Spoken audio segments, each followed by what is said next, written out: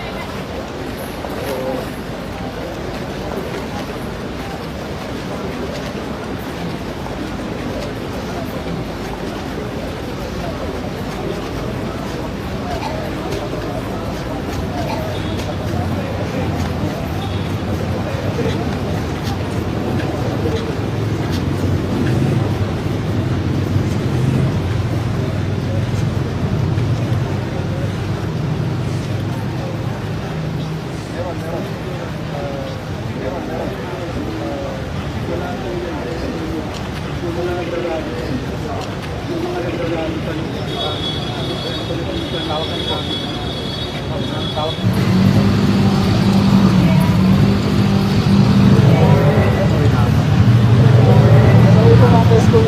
sa siliran isa sa siliran mga kapatid. Nakita po natin mga bakal. Nakita po natin mga siliran ng mga kabataan. Po yung mga siliran ng mga kabataan.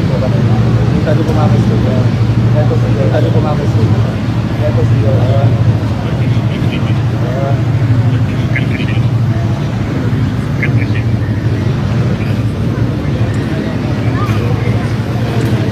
Dami ng buong mga kabis kami.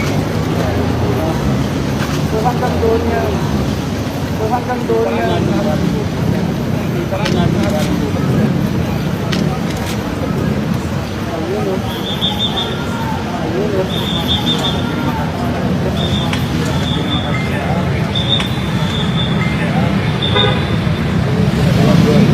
So agad pinahapon. Bakal na sinira ng mga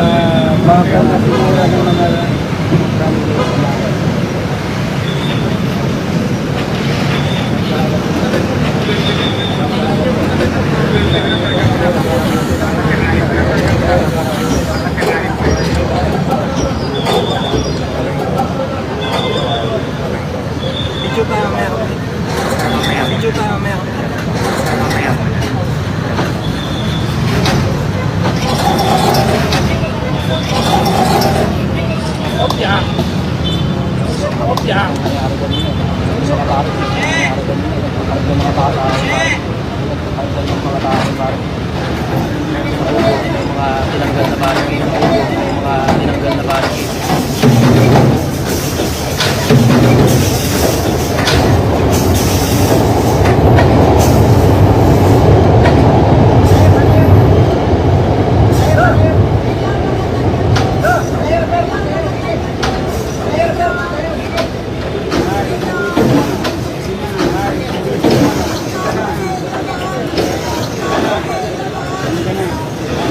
Recto pa rin. Recto pa rin.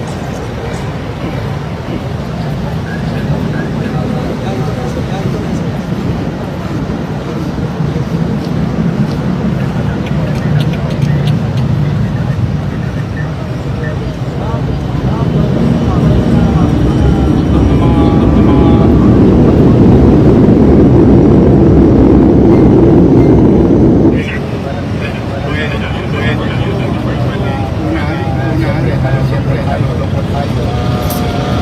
Masyado malaki yung damage na ginawa.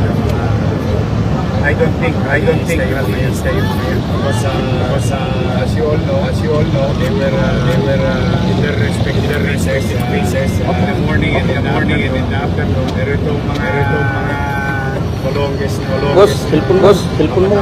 kabataan pagdating ng gabi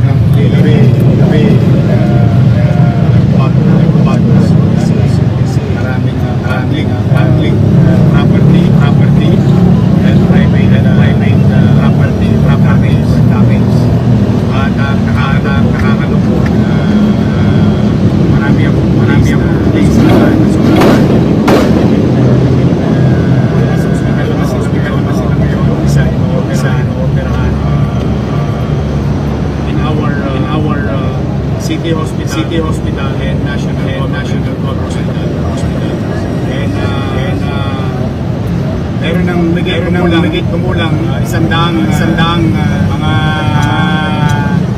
I think kabataan na gusto ang kulang na nasa kulera ng malagad ng mata nasa Station 14 sa mga headquarters well apprehended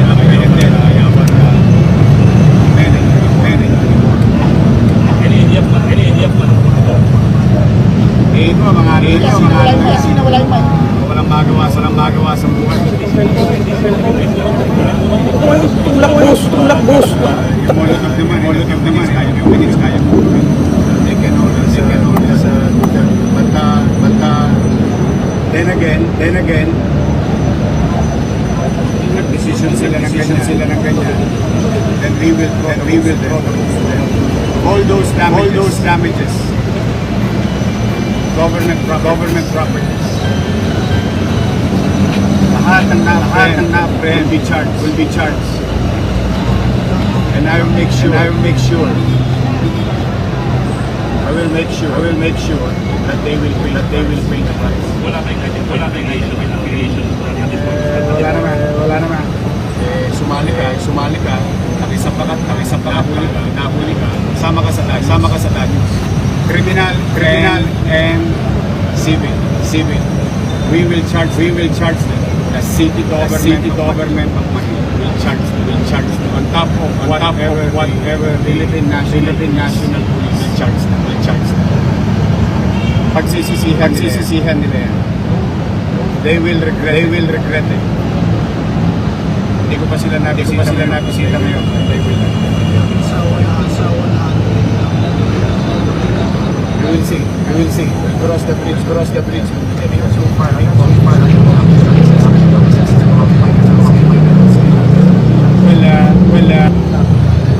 Ipinagpapasalamat ko sa Philippine National Police. As you see, no? I think kayong mga media kanina pa umaga. At nakita ninyo na ang kapulisyan literally practice high tolerance. Literally. As much as they can. In fact, some of them pay the price, getting injured. And I praise the Philippine National Police for doing so and respecting the rights of those rallies to express themselves. But those, like these individuals, created mob in the city of Manila. We will make sure. Na-establish po ninyo na hindi sila kasama sa mga Kung so far with due respect sa mga rallyista, okay naman sila sa Luneta, okay naman sila sa Liwasa, okay naman sila sa EDSA. Bakit para mga addict itong mga nandito? Utak addict yan utak talangka yan yan, matatapang lang yan pagsama-sama sila. Kita mo ngayon mga nasa Hoyo, nag-iiyakan na ngayon yung mga yan. Mayor, can we confirm the news na meron daw pong dalawang nasa nasawi sa mga Wala nangyari pa. kanina? Wala pa ganyan confirmation. Pero sigurado ako, as of 4 o'clock, 5 o'clock ng hapon, we've been monitoring everything. They are all present in our hospital. Marami kaming natulungan na rallyista na inatake, inika, nahilo, natibo, na ginamot naman na NDRRMO, yung ating mga first responder, Red Cross, doctors and nurses from MHC. At the same manner, marami rin tayo binigyan ng first aid. Ang bigat na nga ang camera ko. At yung mga pulis na grabe ang tama, nasa ospital natin yun. Mayor, what do you make of 2 weeks or 3 weeks ago nung nagpa-press con ka? Sabi mo, ayaw mo ng ganitong outcome. Ganito po yung nangyari, and Manila being the seat of government at posibleng magkaroon ng mga dagdag na protesta, how will you prepare the city to prevent itself from getting further damage? They are welcome to Manila and express their complaints and rights, especially in our public plaza. But they don't have the right to destroy properties, private and public. Kala ko ba gusto niyo ng gobyerno matino? Eh, ba't yung sinira yung property ng gobyerno? Kaya makikita mo yung madaling i-differentiate yung rallyista na nagagalit sa pamahalaan, dala ng kakulangan at kapabayaan ng pamahalaan. Yun namang mga gustong sumikat, o ngayon sisikat kayo ngayong gabi, sisikat kayo sa mga darating na araw. Dahil you will see the light of the court. Ninyo, hindi pa madadagdagan yung mga kasuhan kasi may mga na-videoan, lalo na may mga nagkukumpas na bata na medyo matatanda na, nagkukumpas na kung ano po yun. Pwede pa rin kami ng maaresto din sa video nila. Ang Maynila ay may humigit kumulang 1,000 CCTV. We know them. We'll go after them. Kaya paano mga bata? Nakakalungkot. Good thing that you asked that. We'll do our best to clean up the mess. And we'll try to fix that mga poste at dingding. And ironically, galit tayo sa mga nang walang ya sa kaban ng bayan. O gagasusin natin bukas kaban din ng bayan sa mga sinira natin. So it doesn't make sense. But be that as it may, we will pursue legal way and charge them. The city government. Yes. Yung isa na yan. May coordination of mga private establishment. They are being investigated now. Their situation. Sir, on the curfew, so hanggang kailan For July 1 pa naman may curfew na eh. Mas mahigpit lang ngayon. Kasi nakita mo yung ginawa kanina. Tinutusan yata. 10 years old, pinakit ko sa stoplight. May duwag din eh. Bata pa pinakit. Ay, good. Bago na kayo. Mayor, may mga minor, Kanina, puro kayo saya. Mamaya, puro kayo iyak. may mga minor de edad na huli, nagpunta na ba yung mga magulang at ano yung reaction nila?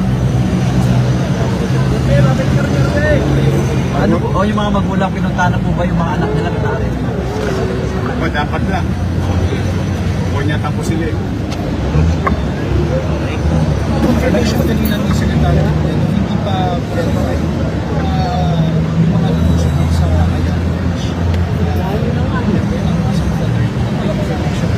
Ayan. Yung mga truck-truck pati ko kami. Ito nga karapin lang. We will see. We will cross the bridge when we get there. Makita nila yung gobyerno. Baka nang nalilitan sila sa akin. Okay. Thank you. Kami na sa One Piece na Hindi ko napanood yun. Nakita ko lang yung mga flag nila kanina. Kulingin ko lang. Atong mensahe ko na sa mga nagtatak. Ngayon, yung mga nakakusot. Mensahe ko lang. Good luck. Lakihan yung pagkatago. Ayaw for criminal ka, nakukunin namin. Anyways, for the meantime, to end this interview, to the people of Manila, at least ako'y hindi nagkulang, 2 linggo na, sabi mo nga, Paulo. At noong Biyernes, ako'y nananawagan. Sa Maynila, malaya sila na masabi yung gusto nilang masabi. Dinaing man, panawagan man sa Google. Pero ngayon nakita ninyo, yung mga nag-asal pulot, mga individual. Kasi walang matinong utak. Nagagawin niya kung matinong utak. Kaya makikita mo yung totoong nag-rally, dala ng galit sa gobyerno, at ginawa kasi ng mga ilang tao sa gobyerno. Pero ito mga to, so sa atin, sa mga kababayan ko sa Lungsod ng Maynila, in our own little way, we'll do our best tonight to clear everything here in Recto. And tomorrow, you can utilize the Avilon. And rest assured, we'll do our best. Alam ko, nakikita ko sa mga comment ninyo na nakikiusap kayo na papanagutin itong mga tao ito. We'll make sure. We'll make them pay. Pumanatag kayo, mga batang. Thank you po, Mayor. Thank you.